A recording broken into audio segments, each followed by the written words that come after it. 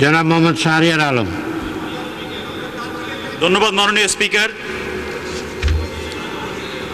2001 সাল থেকে 2006 সাল পর্যন্ত ঢাকা জেলার 906টি শিক্ষা প্রতিষ্ঠানে 906টি কম্পিউটার সরবরাহে ব্যয় হয়েছে 6,21,46,326 টাকা।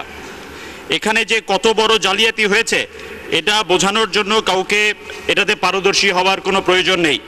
906 দিয়ে এই ফিগারটাকে ভাগ করলে আসে 68,594 টাকা। আমরা জানি একটা কম্পিউটারের দাম। প্রশ্ন করুন। এখানে যে বড় একটা দুর্নীতি হয়েছে, 20,000 টাকার কম্পিউটার প্রায় 70,000 টাকায় কেনা হয়েছে।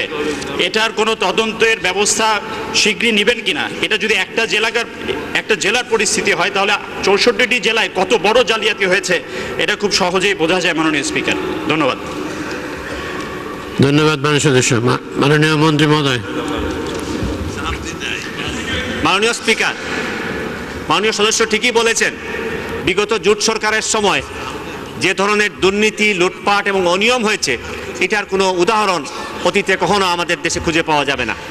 তবে আমরা আমাদের দেশের শিক্ষা ব্যবস্থার বিভিন্ন ক্ষেত্রে, বিশ্ববিদ্যালয়, শিক্ষা প্রতিষ্ঠান, বিভিন্ন ক্ষেত্রে যে সকল অনিয়ম হয়েছে সেগুলোকে আমরা অন্ততপক্ষে বড় বড় অনিয়মগুলোকে চিহ্নিত করার জন্য আমরা তদন্ত শুরু করব এবং এখনই আমরা সব জায়গায় জানিয়ে দিয়েছি যেখানে এই ধরনের প্রমাণ পাওয়া যাবে বা তদন্তের জন্য সহায়ক হয় এমন তথ্য বিভিন্ন শিক্ষা প্রতিষ্ঠান থেকে, বিভিন্ন সংসদ সদস্যরা এবং জনগণের কাছেও আমরা আহ্বান জানাই যে আপনারা আমাদের কাছে দিলে সেগুলোর বিষয়ে আমরা তদন্ত করব এবং এই বিষয়টিতে মাননীয় সংসদ সদস্য যে প্রশ্ন করেছেন আমরা সেটা খতিয়ে দেখার চেষ্টা করব।